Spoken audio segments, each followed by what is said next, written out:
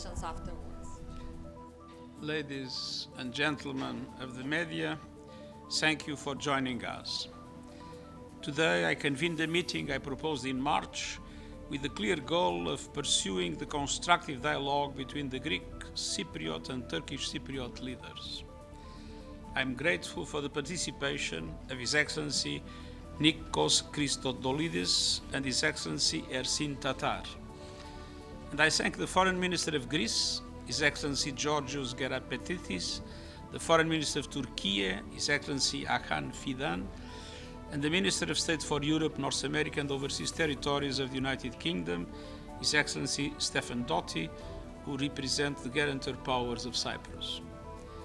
From the very start of my mandate, I've been committed to the security and well-being of the Cypriots, the Greek Cypriots and the Turkish Cypriots. Once again, today's discussions were constructive. Both leaders reviewed the progress on the 6 initiatives they agreed in March to build trust. Out of these 6 initiatives, 4 have been achieved.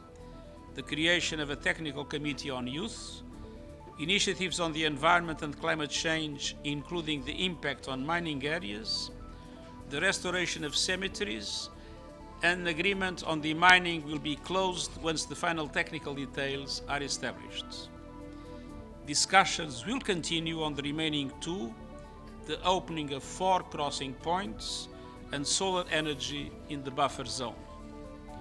In addition, they came to a common understanding on a consultative body for civil society engagement, exchange of cultural artifacts, an initiative on air quality monitoring, and addressing microplastic pollution. It is critical to implement these initiatives, all of them, as soon as possible for the benefit of all Cypriots. We also agreed that I would have a joint meeting with Mr. Tatar and Mr. Christodoulidis during the high-level week, and that there would be another informal meeting in the present format later this year.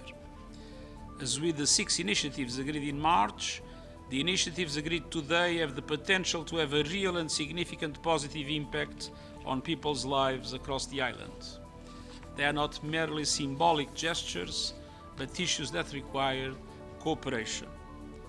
There's a long road ahead, and it is important to think about what the future can mean for all Cypriots. But these steps clearly demonstrate a commitment to continuing the dialogue on the way forward and working on initiatives that benefit all Cypriots. I'll answer 3 questions. Thank you. And the Secretary General, actually, the Chief Development Agency. I just wanted to ask you, sir, what is the impediment that hinders progress on opening of new crossing points? What would you say is the main challenge on this issue? We have reached an agreement on the crossing points themselves. There is a question of an itinerary in relation to one of them that will be further discussed now. But there was important progress in this regard. New points have not been, opening new crossing points have not been decided Before upon. we need to finish the agreement. As I said, there is still a question of itinerary to be addressed in the future discussions. The itinerary formation? These are very technical things I that might understand. in the language that I do not dominate. But as I said, there was a lot of progress, but there are still some aspects of itinerary that need to be addressed. Thank you. Mr. Secretary General, would you consider this as a start for a new round of negotiations? Could you say that? I mean, is it a new start for a new round? I think this is a process, a complex process. We all know that there are very different points of view from the 2 sides in relation to a solution for the problem of Cyprus. But I think we are building, step by step, confidence and creating the conditions to do concrete things to the benefit of the Cypriot people, and with a total consensus that this process must go on.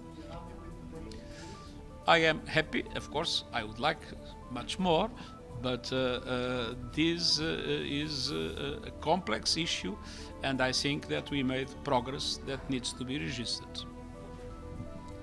Last question. Thank you, Mr. Secretary General. I have a question on Syria. As you know, we see another clashes between Druze community and the new government in Syria, and we saw another massacre a couple of months ago against Alawites, against Christians and the Kurds. So the question is, in your opinion, do you think a federal system can be solution for Syria, or do you think it's something against the territorial integrity? Thank you. It's absolutely essential to achieve two things. One is the unity of the Syrian state in the respect of its sovereignty, but with the full integration of the different communities in the state of Syria, and with all communities fully respect and their rights fully respect. The second thing is the need to respect the territorial integrity of Syria. It is for the Syrians to solve the Syrian problem. Thank you very much.